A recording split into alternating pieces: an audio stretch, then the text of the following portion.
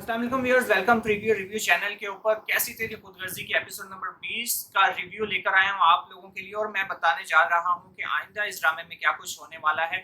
ये सब कुछ जानने के लिए आपको मेरी कंप्लीट वीडियो देखनी पड़ेगी, पर उससे पहले फिर रिक्वेस्ट करूंगा कि काइंडली जो भी मेरी ये वीडियो देख रहा है मेरे चैनल को सब्सक्राइब कर ले और मेरी इस वीडियो को लाइक कर ले। सो व्यूअर्स, आज की एपिसोड में शमशेर, जो कि शुरू से ही इस ड्रामे में थ्रू आउट दिखाया गया है कि गुस्से वाला, घमंडी और जिद्दी इंसान दिखाया गया और अपने पैसे और की पावर के बलबूते हर चीज हासिल करता है शमशेर इस ड्रामे में। और अपनी सच्ची मोहब्बत तक को गन पॉइंट पर हासिल करने वाला शमशेर इस एपिसोड में बहुत मजबूर दिखाया गया है अपनी मोहब्बत और अपने घर वालों के हाथों। दरअसल नवाब साहब की हकीकत आया हो चुकी है शमशेर और महक दोनों के ऊपर। शमशेर और महक जान चुके हैं कि महक के कत्ल के पीछे शेरू का हाथ है, जिसको हुक्म दिया होता है नवाब साहब ने कत्ल करने का।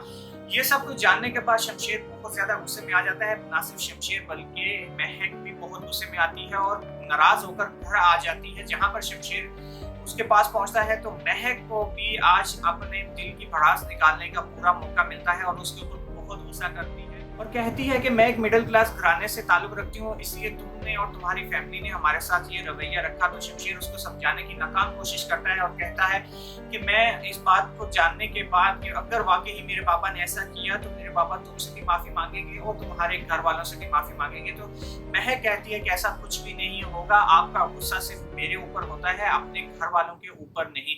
बहुत मजबूर इस एपिसोड में दिखाया गया है शमशेर को। अब वो इसकी इन्वेस्टिगेशन कर रहा है।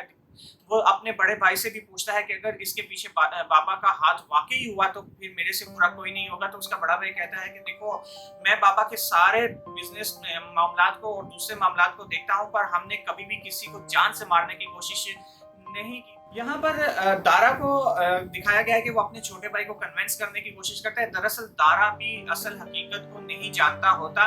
तो शमशेर वापस जाता है महक के पास, तो महक फिर उससे लड़ाई झगड़ा करती है और शमशेर कहता है कि ऐसा नहीं हो सकता, मुझे पहले सच जानने दो। तो महक कहती है कि अगर आपको और अपने उस वफादार नौकर की बात पर यकीन नहीं है तो जाओ अपनी वालदा से पता करो, जो कि अभी मेरे पास आकर इस बात को कबूल कर गई है कि इस सारे वाकये के पीछे वाकई नवाब साहब का हाथ होता है। दरअसल जैसे ही महक अपने घर पहुंचती है तो वो गुस्से से अपने रूम में चली जाती है, जहां पर तीली लगाने वाली सोफिया और उसकी बहन बैठी होती है। तो वो कान भरती है शमशेर की वालदा के, कहती है कि कैसी बदतमीज लड़की है कि इसको बड़े छोटे और मेहमान का भी लिहाज नहीं है, देखिए कैसे गरूर तकब्बुर से अपने कमरे में चलेगी, सलाम तक करना दोबारा नहीं किया।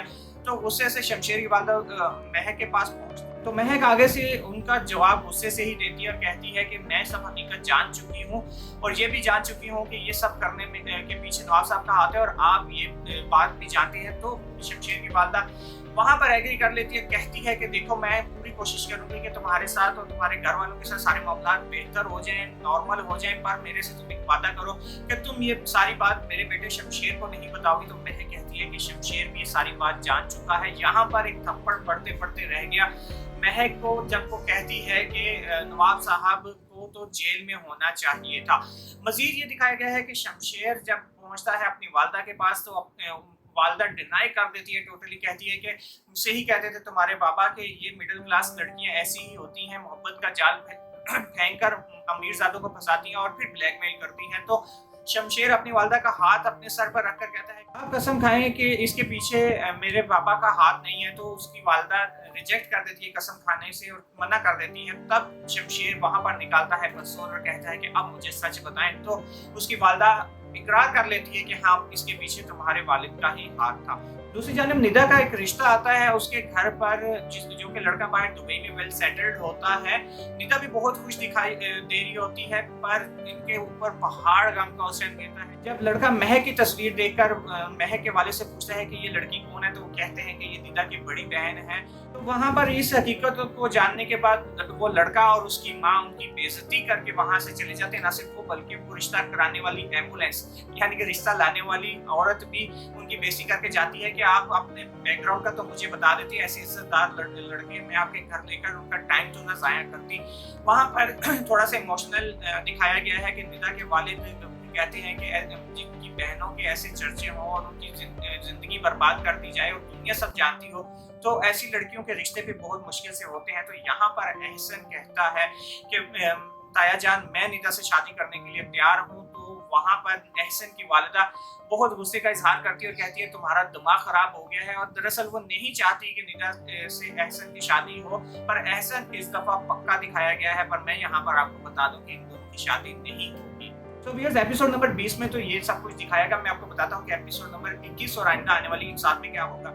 अच्छा व्यूअर्स, अगली एपिसोड में दिखाया कुछ यूं जाने वाला है कि शमशेर अपने घर वालों से, अपने वाले से लड़ाई करके और नाराज होकर घर छोड़कर चला जाएगा और महक को छोड़ देगा उसके वालिदैन के घर और खुद चला जाएगा अपने बेस्ट फ्रेंड यानी कि शाहमीर के घर पर, जहां पर वो रहने शुरू कर देगा। और अगली एपिसोड में दिखाया ये भी जाएगा कि शमशेर जाकर महक के घर वालों से दिली माफी मांगेगा और कहेगा कि आप जो भी मुझे सजा दें मुझे कबूल है, मैंने अपनी मोहब्बत हासिल करने के लिए गलत तरीका अख्तियार किया, मेरा तरीका बिल्कुल गलत था, आज मुझे एहसास हो गया। पर ये बात भी अपनी जगह सच है कि मैं आपकी बेटी से खुद प्यार करता हूँ, आप जो भी मुझे सजा देंगे मुझे कबूल होगी। तो वहां पर महक के वालिद बोलेंगे कि तुम्हारी सजा यही है कि तुम्हें कोई सजा ना दी जाए। तो वहां पर शमशेर महक को छोड़कर आ जाएगा और कहेगा कि अगर तुम मेरे साथ नहीं रहना चाहती तो ये रिश्ता यहीं पर खत्म कर देते हैं।